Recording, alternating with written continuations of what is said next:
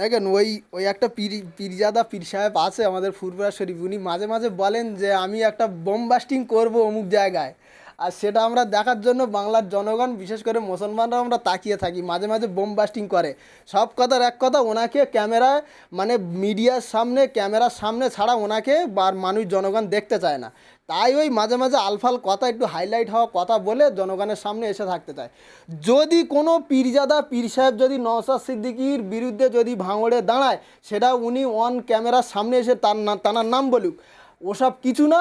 আমরা তো বলছি অন্য কোনো পীরজাদা কেন দাঁড়াবে? ওই ওই যে পীরজাদা বলছে, যিনি বলছে তিনি এসে দাঁড়াক না, চাচা ভাইবোর বিরুদ্ধে এসে দাঁড়াক না, রাজনীতি করুক প্রকাশ্যে এসে।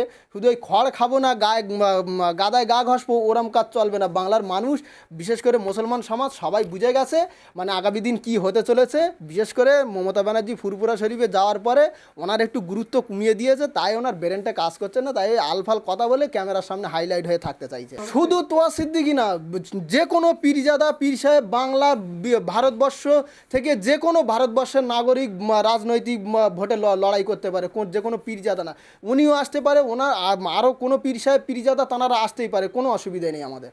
দেখেন মানে যে পীরজাদার নাম বলছেন তোয়া সিদ্দিকী সাহেব, পীর সাহেব চাচা যান হুজুর আমাদের, তাঁর একটা ফ্যান ফলোয়ার্স আছে।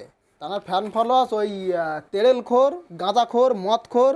এই তো ভাঙড়ে ইফতার মজলিস করেছিল, ইফতার পার্টি করেছিল, সেখানে আমরা দেখেছি আমাদের ছেলেরা বিশেষ আমরা দেখেছি সেই বুনো সব তারা মাথায় টুপি নি, কাঁসা মেরে মদ খেয়ে গালে গুটকা দিয়ে তারা এসছে ইফতার করতে। সেই সব বুনোদের সাথে করে সেই সব মানে কাওয়ারা বাগদি তারা রোজা করে না, তাদের সাথে করে নিয়ে ইফতার করছে। ইফতারটা কাদের জন্য? রোজাদারের জন্য, মুসলমানদের জন্য, যারা রোজা রাখবে তাদের জন্য। সেখানে ইফতার নিয়ে মারামারি পর্যন্ত হয়েছে। আর ইফতার কি তারা তো জানে না, তাদেরকে খাওয়ার জন্য নিয়ে এসছে, তাদের সঙ্গে নিয়ে এসছে এনে পীরজাদা পীর সাহেবরা সেখানে ইফতার পার্টি করছে। তা একটা ফ্যান ফলোয়ার্স আছে, সেই ফ্যান ফলোয়ার সব ওই চোরচাপটা গুন্ডা মোস্তান ঢ্যামনা সেই সব আছে, ওসব নিয়ে আমরা পরোয়া করি না। আমরা ভাঙড়ের জনগণ এখন রাজনৈতিক সচেতন হয়েছি। পীরজাদা আব্বাস সিদ্দিক ভাইজান আমাদের বস, পীরজাদা নওশাদ সিদ্দিক ভাইজান আমাদের আছে। আমরা তাঁদের নেতৃত্ব মেনে আগামী দিন গণতন্ত্র মেনে এই পশ্চিমবাংলায় ভাঙড়ের বিধানসভা আগামী দিন আরও বিপুল ভোটে জয়ী করে নওশাদ ভাইজানকে বিধানসভায় পাঠাবো।